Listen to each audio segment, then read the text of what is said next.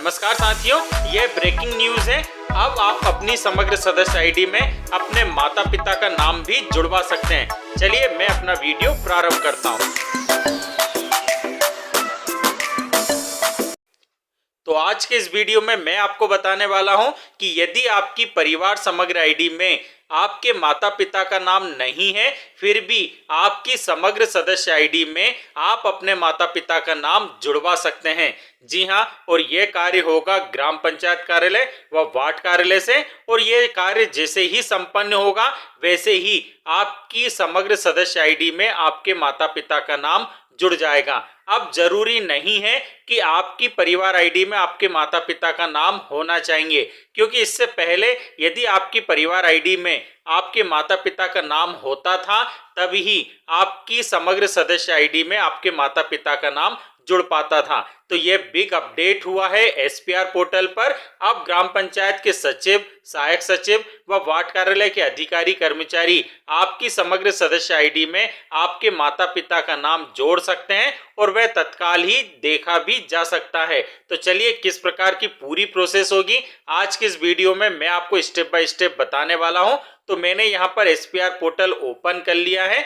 इस पोर्टल को ओपन करने के बाद अब मैं यहाँ पर लॉगिन होऊंगा। तो आप लोग जानते हैं कि जो लॉगिन होते हैं वह ग्राम पंचायत के सचिव, सहायक सचिव व वार्ड कार्यालय के अधिकारी कर्मचारी ही लॉगिन हो सकते हैं। इसके लिए आपको ग्राम पंचायत कार्यालय या वार्ड कार्यालय जाना ही होगा और वहां जाकर आप अपनी समग्र सदस्य आईडी में अपने माता पिता का नाम जुड़वा सकते हैं। तो चलिए मैं लॉगिन पर क्लिक करता हूं।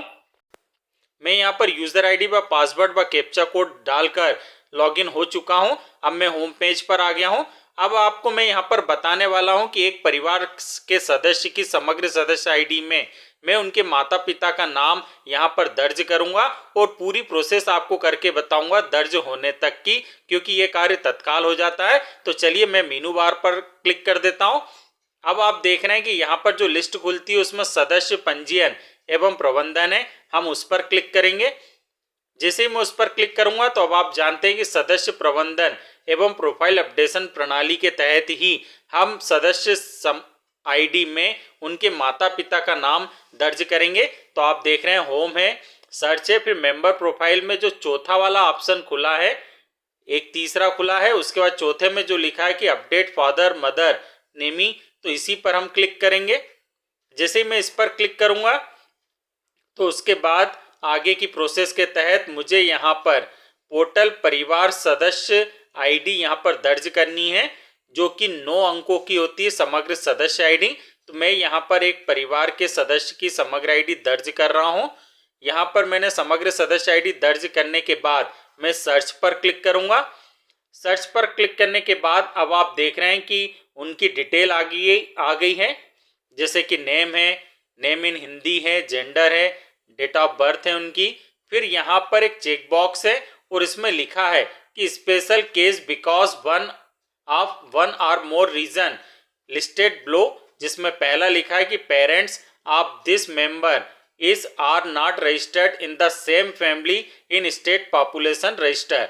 मतलब बात वही है कि इस परिवार आईडी में उनके माता पिता का नाम नहीं जुड़ा है, तो कारण हो सकता है, या parents of the member is are decreased, या तो वह अब हट चुके हैं या उनकी मृत्यु हो चुकी है, या parents of the member is separated, या उनकी अलग है।